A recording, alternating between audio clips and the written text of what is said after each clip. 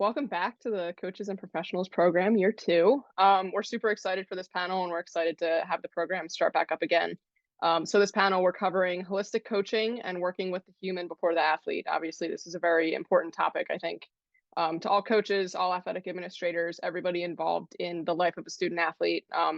So I know I'm excited for this conversation and I know a lot of other people are too. So let's do some introductions. So Danielle, if you want to start. Yeah, sure. Danielle Duffy, head athletic trainer and director of sport performance at Arcadia University in Glenside, Pennsylvania. Taylor. My name's Taylor. I'm a registered dietitian and I work for myself. So my company is called Simply Healthy LLC. I do nutrition coaching. Awesome. And Arik? Yeah, hello. My name is Arik. I'm the head women's tennis coach at Stevens Institute of Technology in Hoboken, New Jersey. Also an alumni of Stevens, and yeah, huge mental health advocate. Awesome. So the first question we kind of like to ask is, why are you passionate about mental health? And what specifically in your kind of department field, where you're working with athletes, do you see this come up a lot, and what drives you to help them? So Taylor, if you want to start. Yeah, absolutely. So my passion for mental health comes from a lot of what I experienced as a student athlete. I was never good enough to do anything in college. I've kind of figured out what I was good at later on in life. So I started off my running career pretty late in high school. If I would have started earlier, could have maybe done it in college. But instead, I turned that into full and half marathons as kind of that like competitive drive. However, I struggled deeply with orthorexia throughout that time. So in high school, when I was running track and cross country, and then also when I was in college running half and full marathons. And I just never really realized until I went to school to become a dietitian, like how food actually plays such a huge role in performance. And so actually learning and understanding how the female body works and how nutrition can fuel the female body, and learning more about REDS, so relative energy deficiency in sport, and how many women and men are impacted by that. And it's just not talked about nearly enough. So that's what kind of drives me, is that I do work with a lot of postgraduate athletes. So women who are coming out of, I work a lot with women. So women who are coming out of school and they have no experience with necessarily fueling themselves or coming up with their own workouts or learning how to have a healthy lifestyle outside of their sport. And so I work with a lot of women in that area on kind of navigating that and figuring that out. So all of my motivation and drive comes from what I experienced myself, and I kind of pulled myself out of that. So if I can be an advocate for women and men in sports and talking about relative energy deficiency so that we're more aware of it and more aware of the fueling needs of our athletes, that's my goal. I am so excited to hear your perspective on this. Arik, what kind of drives you and why are you passionate about mental health with your student athletes? Yeah, so when I was an assistant coach, this is now 10 years ago when I first started as an assistant, I was interested in mental health. I think tennis, obviously all sports are mental. Tennis is extremely mental, one-on-one. It's one of the reasons I love tennis is just the body-mind connection and trying to understand like how you can connect with another human and help them on the court. And I used to joke at the time I didn't joke. At the time I wanted to get a education I wanted to get my master's in counseling or social work or something mental health related. And that was I was some years later. So that was I was 26 years old. And then I joke now, I got the best education in mental health ever, which was my own mental health challenges. So I didn't end up getting a master's. So I'm not actually professional in mental health, but I had lived experience. And I went into really tough depression. So that was 1 year of my life that was really challenging. And it kind of made me appreciate so much about what athletes go through. So there are things before and after my experience with depression and anxiety. It's funny, right? I don't know if you can't tell, but my apartment building is shaking right now. There's like a crazy, almost like earthquake. Kind of reminds me of how it felt when I had anxiety. But anyways, I kind of, after that experience, understood so much better. And it just gave me such empathy for athletes, for mental health struggles, and just human beings who suffer. So for me, it was a lived experience. I promised myself after that episode that I'll never forget the feeling and always commit part of my life to mental health to help those who suffer. So I'm lucky that now, again, I'm working and a head coach, and I have an opportunity to give back. So it's a very personal passion that started as a curiosity and ended up being much more. Well, thank you for sharing, and we're very much looking forward to hearing your coaching philosophies and how that's kind of weaved into your coaching. Danielle, what makes you passionate about mental health? Yeah, when I was an undergrad, well, I still was an athletic trainer in undergrad when that was an option. So after 4 years of muscles, bones, XFIZ, all that jazz, it was, do I want to do 2 more years of that and then work in a college setting, or is there something that could better serve me and then ultimately the people that I serve after that? So I took one sports psychology intro class and got hooked. I went and got my grad degree in sports and exercise psychology, which I don't tell everyone because I feel like sometimes it ruins the vibe.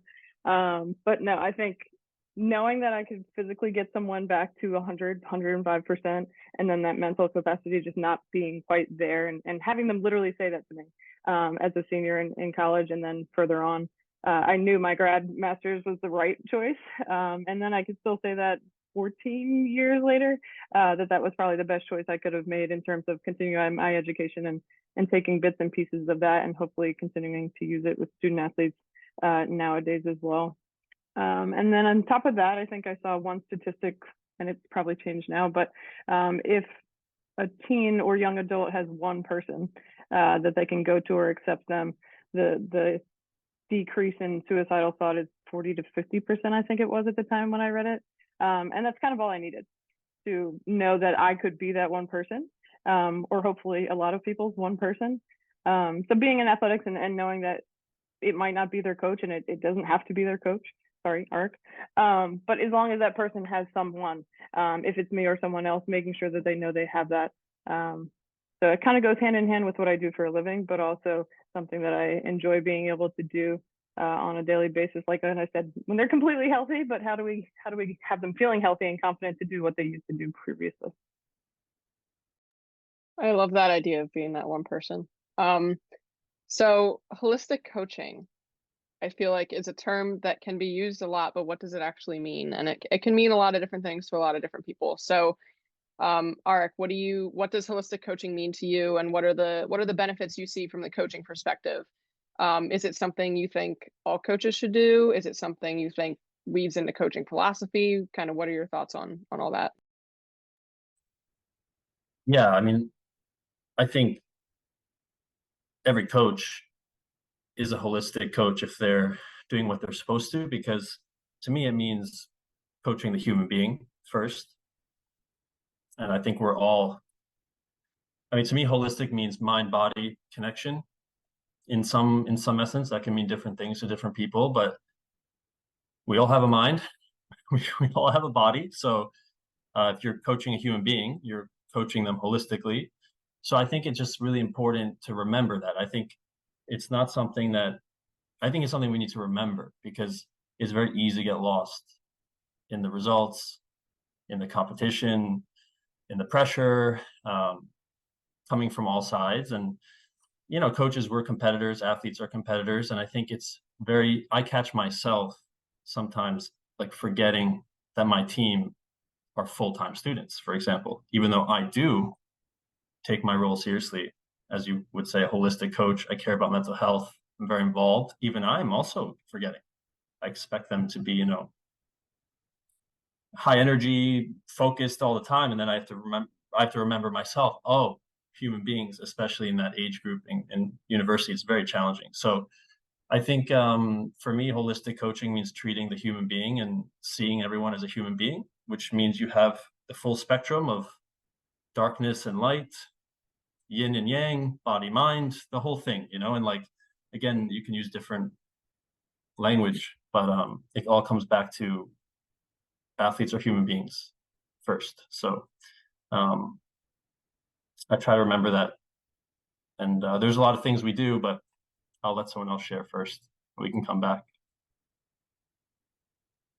So Danielle, what would you add to your kind of philosophy and your thoughts on holistic coaching, to what Arik was saying? Yeah, I mean, I think he hit the nail on the head with the human, more than just the athlete, because you can't be one without being the other, I think. And when I was in school, and still now, I remind some of the students that we have work with us, it can never just be, oh, that ankle sprain, right? Like the ankle is a part of that human and that athlete that is currently injured. And even further, it's not just that softball or basketball player, right? Like it's who that person is, and that is something that they do, regardless of how good they are at it or how far they want it to take them in life. So I think always just reminding those people that it's something they do, and caring about them is something I try to push with my staff all the time. Caring for the student and the athlete before they need to be caring about them before they need to be cared for. It sounds cliche, but if they know we care, they're going to come to us with all the things, not just the sore things when they become injured. Taylor, what would you add to holistic coaching and your thoughts on that? Yeah, so this kind of ties back to what both of you had mentioned in terms of like the holistic coaching obviously is looking at the human before the athlete. So in terms of kind of the nutrition side of things, when I was doing my internship and I was working in college athletics, I had, quite a few women specifically that would come in to our office and they would talk to us about how they were nervous to talk to their coach about their fears around eating and around their weight loss and different things like that, but they knew they were at a point where they weren't performing well on the field. So I think from that perspective, being able to trust as an interdisciplinary team. So obviously when you're working in college athletics, a lot of times, there's athletic trainers, there's coaches, there's dietitians often on the team as well. So not only being able to communicate amongst the interdisciplinary team, but then also creating an environment where everybody is on the same page of holistic coaching. It creates an environment where the athletes feel comfortable and safe talking to numerous members of the interdisciplinary team so that we can all work together to create the best plan of action to execute for that athlete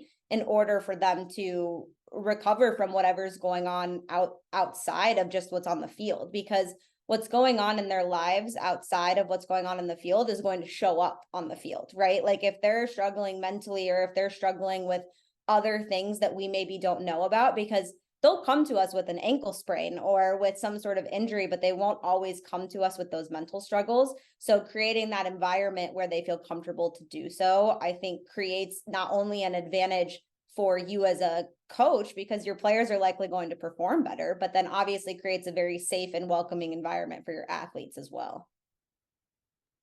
And I think what you both touched on, Taylor and Danielle, that holistic coaching isn't just a coaching philosophy, it's almost a culture that you build within your entire staff, whether that be your coaching staff, your support staff, your department, your tribe of people who are there to support student athletes. That's a culture that you set together as a group. And if you're not all on the same page, like you were saying, Taylor, then you don't create that atmosphere where an athlete feels safe to go to anybody on staff. And I think something that's super important too is, and it's been touched on before, if, a coach isn't the person that an athlete feels most comfortable going to and it's an athletic trainer, then that's okay. But as long as we're all on the same page to support that student athlete and be there for them, that's the biggest thing that matters. So for coaches unfamiliar with kind of holistic coaching, but who are interested in exploring the idea, what are some kind of small tangible changes that they can start to adopt to kind of ease themselves into this method of coaching? Danielle, what would you say? I mean, I could just speak to examples that we have on our campus. I'm not saying they're the only thing. It's just what I know and feel comfortable talking about. I think showing up and leading by example. Sometimes people are hesitant to speak too freely on things that they're uncomfortable with. But we have, mental health awareness games. We just had a 5K on campus. Just being there, I think the presence alone of this person that they see, for 2 years before they even get to campus, and then every day after that, and they write my name in the lineup, or they don't, or they this, and they have that type of stature for a lot of these student athletes. Seeing them there, I think, is one of the biggest and first things that we can do. And then just asking questions. You know what I mean? A lot of coaches are experts in what they do, but that might not be this. And I think that's okay to speak on and to want to know more about. So finding out who those people are that might know a little bit more. Because I think, the fear around things that we don't know can be decreased if we learn a little bit more. And then just with that, realizing that it might not look all the same. Because if I coach men's lacrosse, it might not be the same as what Arik is dealing with women's tennis, and vice versa. So I think just getting to know a little bit, but in the meantime, just showing up and showing that it does matter to them, right? Some people have families and they have this and they have that and they work the hours they work. But if it's that 2 hours for a different game that they never coached, I think that could be huge, and just an example that they set for the student athletes that they're trying to lead, that their presence there is showing that it's important to them.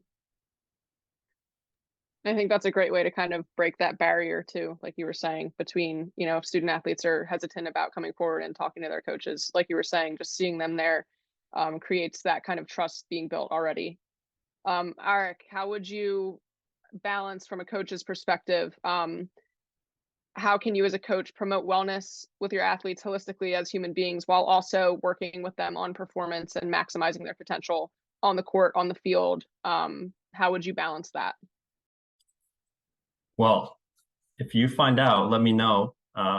You know, I think it's one of the biggest challenges is to find that balance, which, you know, as a head coach, as an assistant coach, any coach, like we're trying to raise the standard all the time and maintain a standard for a team while also kind of taking care of the individual, making them feel cared for and safe emotionally and able to have bad days and able to make mistakes. Like that's all part of it. So I would probably lean into the growth mindset. I think this is where the more you focus on growth, the better, because then you're promoting an environment where athletes are not only allowed, but encouraged to make mistakes, you know, whether that's on the court, on the field, off the field.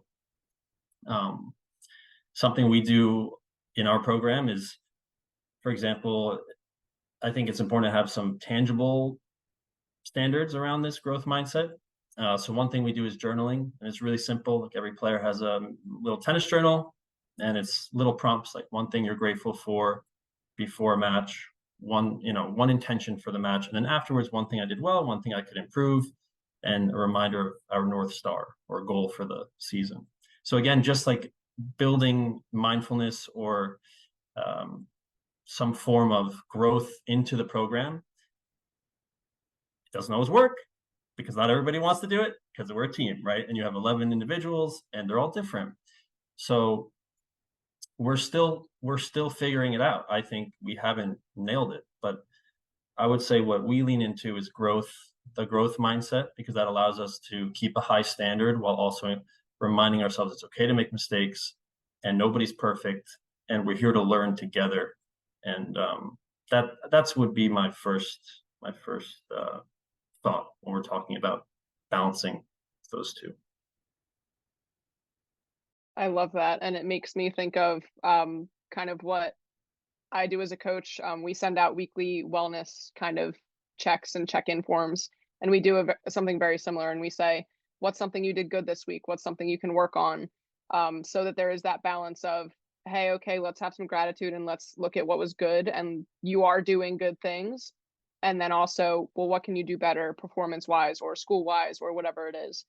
So Taylor, in terms of fueling and nutrition, I think sometimes when we talk about a holistic coaching style, sometimes coaches can have a little bit of fear about this topic for saying the wrong thing or, you know, not approaching a conversation in the right way with a student athlete. How would you recommend coaches to approach this holistic coaching with a student athlete in terms of fueling and nutrition?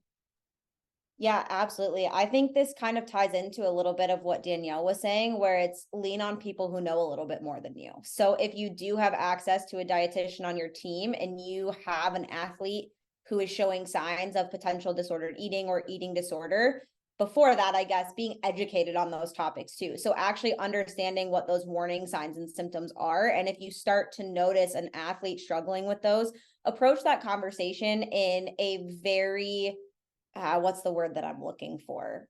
a very comforting and empathetic way. So not an accusatory is the word that I was trying to avoid there. So don't go into that with like, do you think you might have a problem type of situation? Ask them how they've been feeling. Ask where their mental health is at.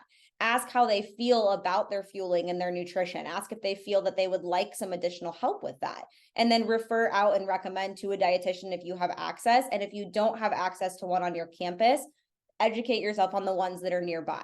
Educate yourself on the ones that match up to the holistic style of coaching that you're looking for, because I think that's a really big thing as well, right? If you're creating this culture of holistic coaching within your coaching staff and you might not have a dietitian on your staff, you want to refer out to one that matches up with the type of style that you are using within coaching.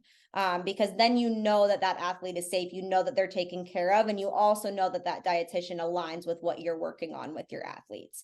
So I think it's leaning into those people who might know a little bit more about those topics than you do. Of course, there's always that, like general nutrition information, right? Like protein, carbohydrates, making sure those things are okay. However, if you notice a slippery slope of an athlete potentially leaning more into some of those disordered eating or eating disorder signs and symptoms, that's when a referral out to a licensed professional is really important, because it just makes it stops the process before it goes too far. I just had one last thing. Taylor said something earlier, and then I thought about what I forgot to say. You mentioned something about like if they're mentally not there, it's going to show up on the field too, right? So something that I've seen with a handful of our coaches, talking early on, initial team meeting, talking about all these really important things, right?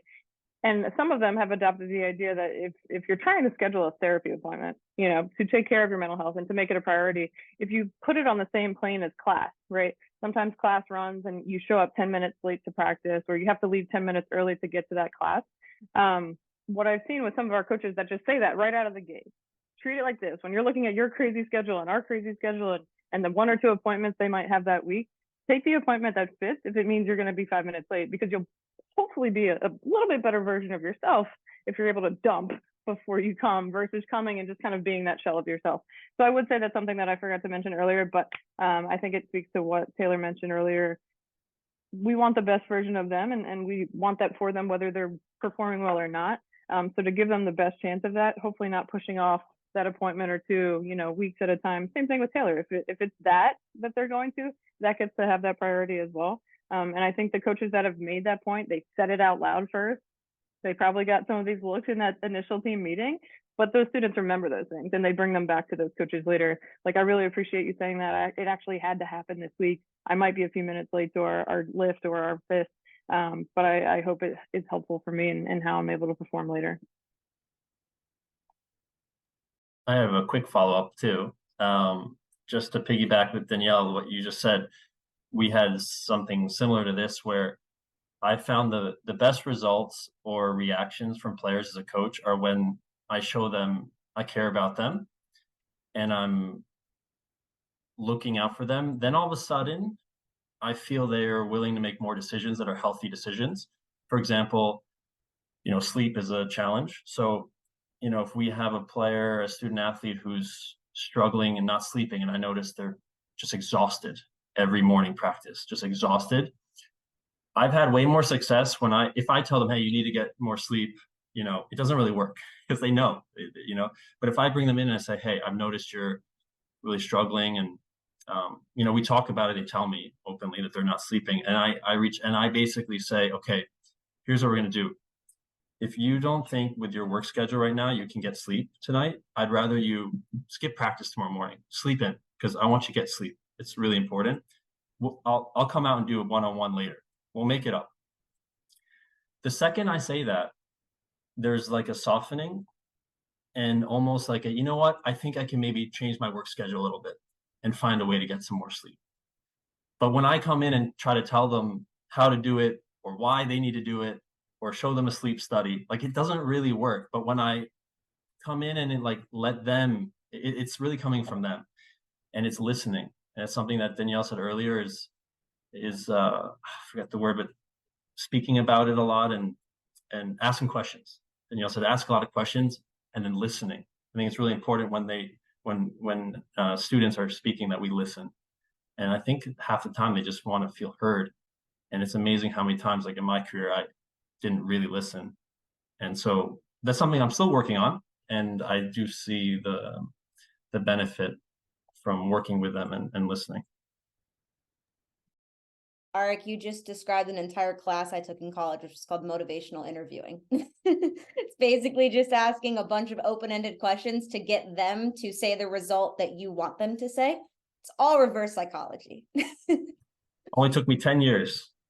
And Hey, still, it took me a little while too when I first got out of school. And I think especially sometimes coaches can want to solve problems and just solve things for the student athletes, instead of kind of like you were saying, Arik, stepping back, asking them those kind of leading questions to get them to the right place. So I think that's a really, really important point that was just made. So what are some ways that athletic departments can promote holistic coaching to their staff? So we kind of covered how coaches can enforce it on their teams, but now how can a department as a whole enforce this and kind of extend this to coaches, athletic trainers, sports information or athletic communications, all of the support staff that encompasses an athletics department? Because I think, and we kind of touched on it, you can talk about it all you want, but if we aren't actually walking the walk and doing it ourselves and being that example for our student athletes, then it can be hard for them to kind of follow, if that makes sense. So Taylor, what would you say about how athletic departments or anybody kind of supporting coaches and support staff can help the coaches and support staff live this out on their own? Yeah, you basically just wrapped up exactly what I was going to say, that you've got to walk the walk if you're going to do the talk. Like if you're going to ask your athletes to do mindfulness exercises, or if you're going to ask them to do these things that involve that psychological component, doing that yourself as a coach is really important as well. Or even as a dietitian who's working with, like, I work with a lot of my clients and we work on affirmations a lot because, like I said, a lot of them are coming out of college. They've never worked out on their own. They haven't ever really fueled on their own. And there's a lot of body image stuff going on. There's all sorts of different things. I do affirmations myself. I ask my clients to do affirmations. So pretty much anything that I've ever asked of a client, I've also done myself. And I noticed that when I've been through it myself, it's a lot easier to preach on it and talk about the benefits that could come from it. And I think also being in a interdisciplinary team or partnership, when you start doing those things on yourself, you become a more open and safe individual for other coaches and other people that you're working with. People feel and notice that difference in you as well, which makes them a little bit more open to the idea if they're closed off to it. Something that I think of, I don't know if any of you have watched Ted Lasso, but I think that show like perfectly encompasses including something like that within a coaching department. Like he is the epitome of all of this. So that's kind of like where my head goes when I think about that and implementing it within the staff. And then that's going to just trickle down to your athletes. So like I said, if you're going to talk the talk, you got to walk the walk yourself. I love that you just used Ted Lasso as an example because I agree and I think it's perfect. Danielle, what would you add from an athletic trainer's point of view, to kind of bring this into an athletic department as a whole? Yeah. I think we have student groups like SAC and at Arcadia we have leadership circles and we have this, and sometimes I think within our team we think it's just a tennis problem, right? It's just a captain on this team problem. But then when all the students come together, they start talking and they learn so much from each other. I think the same can be true and should be true for our staff. And you listed all the people, right? So all the big staff meetings, not just the head coaches, not just this, not just that, but that united front and just learning and asking and listening to all the things that Arik just said a minute ago. We recently have tried to expand our menu. I call it a menu. There's probably such a better way to say it, but something that we've seen with mental health and counseling is the fit or not the fit, or I didn't vibe well, right? So if that's the case, I want to have like 6 more options for that person, right? Because yes, go to the 5, 6 appointments that are suggested, but what if that 7th one isn't it? I want to have that next thing. So it wouldn't happen, but if somebody goes to talk to Taylor and it's not a good fit, I want to know that there's another Taylor that we can send them to next, right? So in that same sense, we've brought on 2 mental health professionals, mental performance coaches in volunteer roles. They are absolutely passionate in what they do. and they get it. They've been a little more relatable to our student athletes because this is the world they've been working in. So say a student goes to the counseling services center and they're nervous about a lift, they're nervous about their first game, and the person sitting across from them just doesn't get it for whatever reason. They are able to have another option. So those people are able to speak to our entire staff. They've come to our staff meetings. They've had the talks. They've answered the questions. They email side to side. Hey, I'm really struggling with this position group. My goalies keep saying the same things, and I don't know how to say it another way. Can you come out to our practice? Can you work with them individually? So those are just things that we've looked to do to just constantly have another option, because people are so different, and I think that's what makes us great. But finding ways that we can reach them and kind of meet them where they are.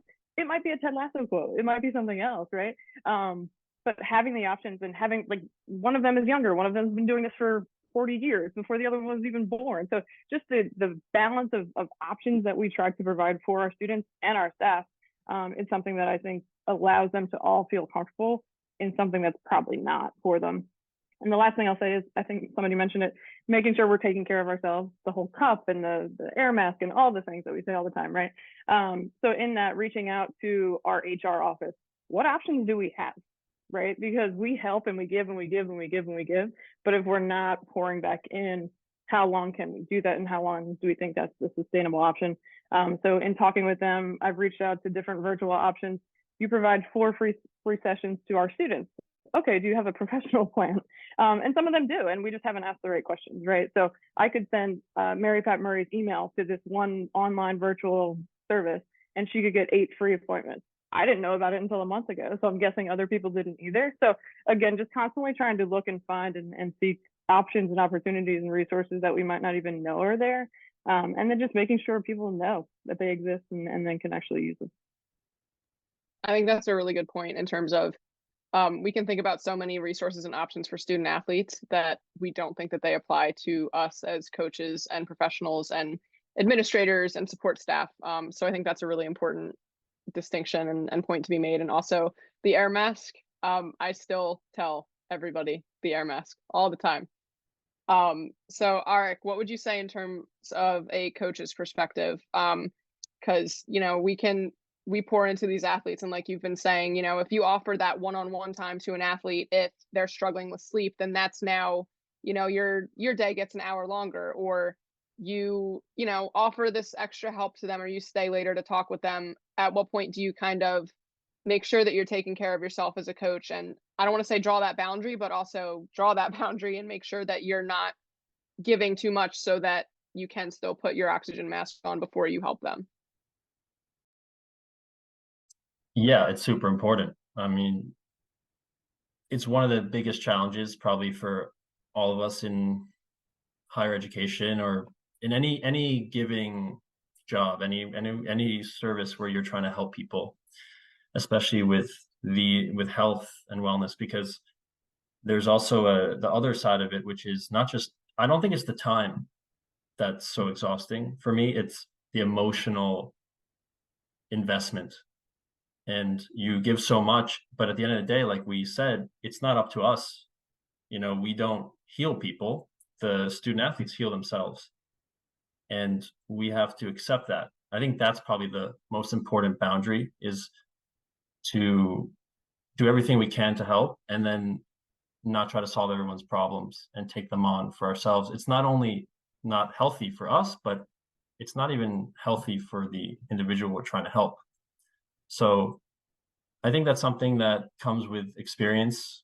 For me, at least, every year I'm learning some boundaries. And for example, today I did not go in the office, which for me is like amazing. I'm almost every day in season, but today was a day off. So I just said, okay, Arik, today we can work a little from a coffee shop, but let's not go in. So little things like this, and practicing what we preach. You know, what Taylor said before, I couldn't agree more. Just, I have a hard time. I'm a mindfulness meditation instructor, like I'm certified in this. And I don't do too much of it with my team because they don't want their coach teaching them mindfulness and tennis. It's like, I've learned that lesson too, like create the environment, but wear one hat at a time. But I don't, even if I want to introduce it a little bit, I feel I need to be living it. So if I'm going to preach sleep and recovery and working in as well as working out, then that the best motivation for me is to be a good example to me. So I try to remind myself of that me staying 3 extra hours and burning out doesn't help the team. So I need to check in with myself. Then the other thing would be having support system. I couldn't agree more with Danielle about where's the therapy for the coaches. That's something that for me, I'm also passionate about. And I think if that we need it, not just coaches, but, adults and administrators and anyone, but, who takes care of the caretakers. So I think having a support system, for me, it's the men's coach at Stevens is a great friend. So I can share with him. I'm lucky to have great coaches at Stevens that I can call. If I need advice, I can go to their office, but to not do it alone, and the shared experience that just like student athletes are sharing and they can learn peer to peer in ways that I can't help them at times. It's the same as coaches, right? Like we can go together and share and learn from each other and be like, oh, you had the same issue in your team last year. How did you handle it? And it makes me feel like it's not some big character defect of me that, my team is struggling or something. So I think having the support system and that can help us when we're starting to slide, but it's a huge challenge, I think, that we all go through. It's part of also being a human. So it's something that constantly trying to check in with. I love the point you made about helping student athletes versus trying to solve their problems, and that kind of difference in creating that boundary emotionally for yourself as a coach. I think that's a really important thing to realize. And then when you just said who takes care of the caretakers. So I think, we can go to other coaches about issues on our team, like you were saying, but I think it's also important to realize we can go to other coaches about, hey, I've struggled to balance this with work, and I've struggled to I don't know how to best support the student athlete, or I'm struggling to balance work-life balance. I'm struggling to, like I'm burning out, or I'm this, I'm that. Have you experienced this? Can you talk to me about it?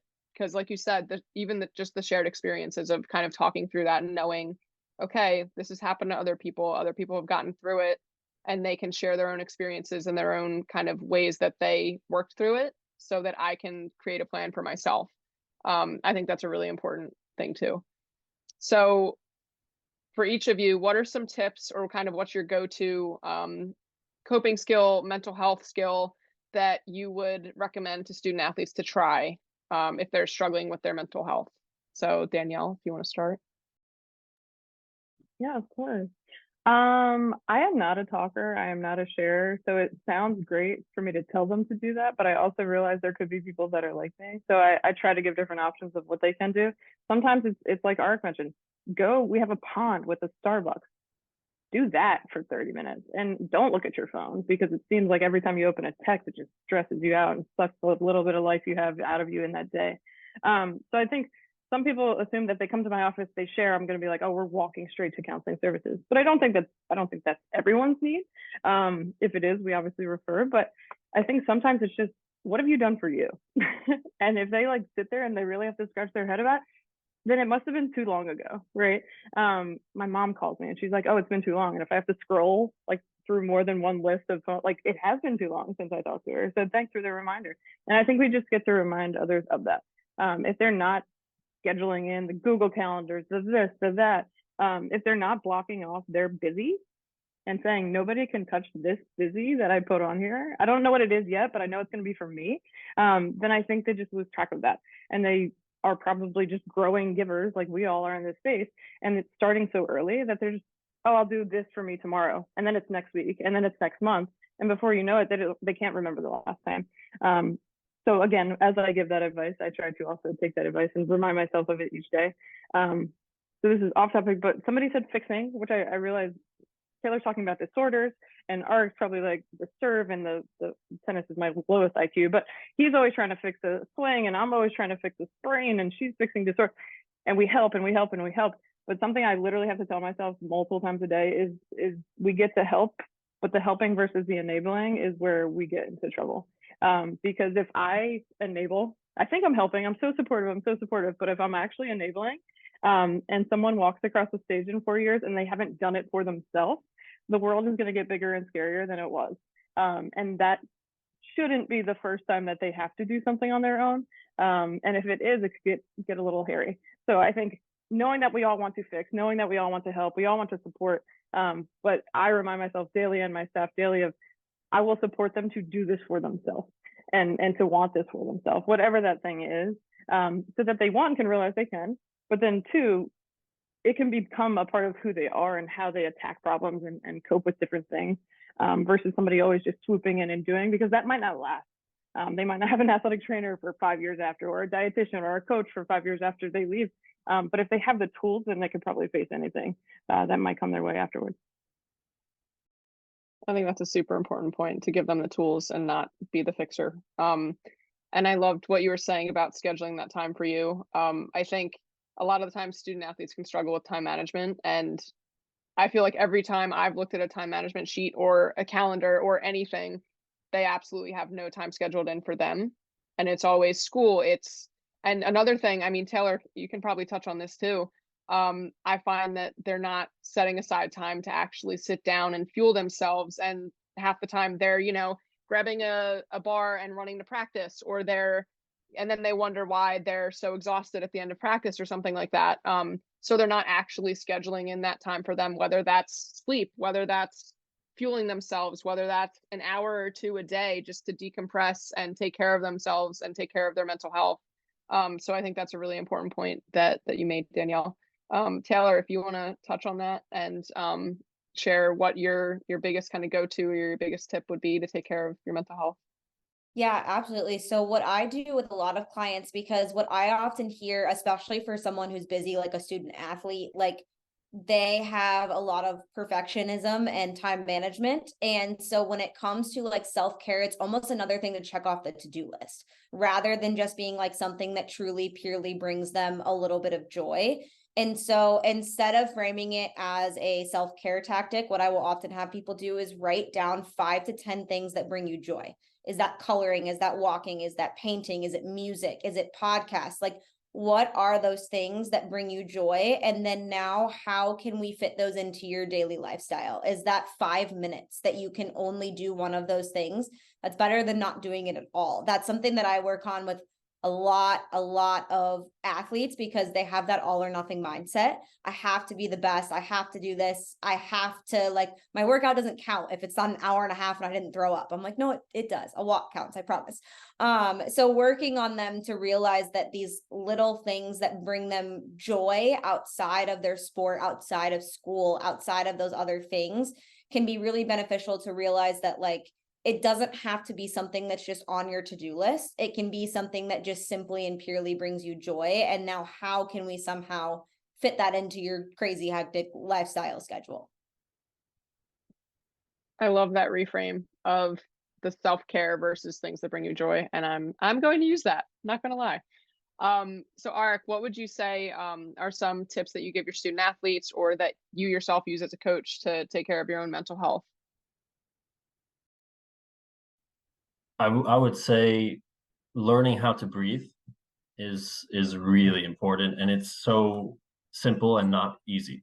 So, and by learning how to breathe, I mean mindfulness in general, the physiology of breathing as well. Like, actually, human beings, we should know how to breathe and how to use our breath that can change our physiological state or help ourselves if we're going through stress.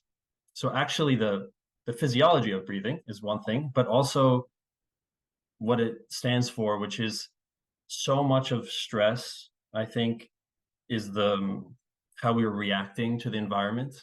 And like, I'll use a tennis example. If you come onto a tennis court, I mean, we should just send therapists to the tennis court, not tennis coaches, because it's so tough, like mentally, what players are going through. It's just, there's so much stress and so much, the environments are changing, and it's just so challenging that it just becomes almost a battle with your own internal world, your thoughts. And to me, learning how to breathe in that moment can really reset and allow you to have a different relationship with your thoughts. And I think that's very challenging for our student athletes. I can speak for myself, my teams over the years, because I think maybe in college, you don't want to hear your coach talking about mindfulness, which I do understand. but I just think it's something that's changed my life. Is in therapy is one thing that I've learned in therapy, and also through mindfulness trainings and meditation, is just when I learned how to breathe and practiced it intentionally, I realized a lot of my stress, like that feeling like that I have no time in a day, it turns out, oh, I actually have a little time. I'm just really stressed about my time.